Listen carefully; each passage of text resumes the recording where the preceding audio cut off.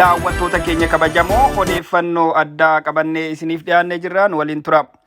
Odeeffannoowwan keenya addaa har'a lamadha. Inni tokkoffaa iccitii waajjira tikaa irraa miliqee bahedha. Inni lammaffaa immoo leenjii waraana biyyoolessaa ilaallata.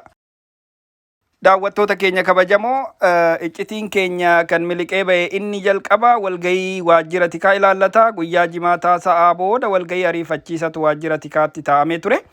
Wajjirri tikaa kun Finfinnee Hoteela Sharaaten duuba Ministeera Haajaa Alaatti aanee argama. Ajandaan walgahii kanaa haala sochii woboo fi hiriira naannoo Oromiyaa keessatti deemaa jiru kan ilaallatu ture.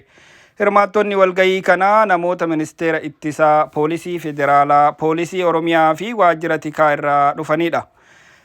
Daawwattoota keenya kabajamoo walgahii tikaa kanarratti gamaggamni taasifamee jira. Gamaggama taasifameenis godinoonni Wallaggaa afran caasaa mootummaa walakkaa ol diigamuusaa, Shawaa Lixaa gammoojjiin aanota akka Meettaa Roobii, Walmaraa, Gindabarat, Coobii, Miidaa Qanyii, Daannoo fi Jalduun mootummaa harkaa bahaa jiraachuu, Salaale godinoonni gammoojjii aanota akka Yaayyaa Guulallee, Dagam, Warra Jaarsoo, Hidhabuu Abootee fi Kuyyuu mootummaa harkaa bahaa akka jiranii fi humni addaa Oromiyaa garri caalu shiftaa shanee loluu hin barbaadu.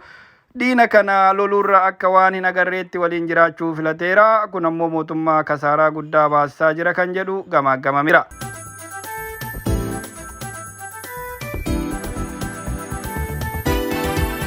Daawwattoota keenya kabajamoo walgahii waajjira tikaa kana hordofees murtiileen 4 darbanii jiru. Murtiin inni tokkoffaa humni waraanaa leenjii irra jiru adda kutee godinoota kanatti akka bobba'u murtaa'ee jira. Lammaffaa Poolisiin Federaalaa humna addaa Oromiyaa wajjin waajjira paartii jalatti kilaasteraan akka bobba'u murtaa'eera. Sadaffaa milishaan guutuu Oromiyaa keessatti leenjii fudhatee jiru gara aanota kanaatti ajaja waajjira paartii fi bulchiinsa fi nageenyaa jalatti akka bobba'u murtaa'eera. Afraffaa hojiin propagaandaa guyyaa guyyaan akka dhimma kanarratti hojjetamu kallattiin kaa'amee jira.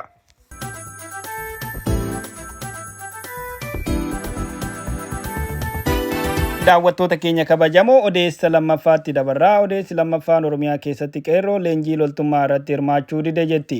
Oromiyaa keessatti namni miseensa waraanaa ta'uuf galmaa'u dhabamee jira.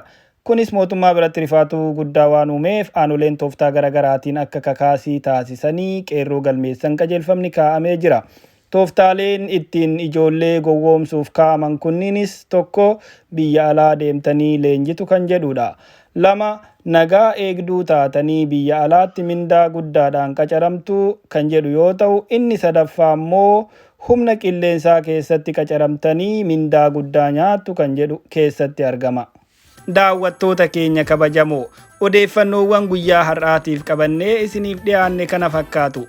Hanga odeeffannoowwan birootiin yeroo biraa walitti deebinutti nagaan nuuf tura.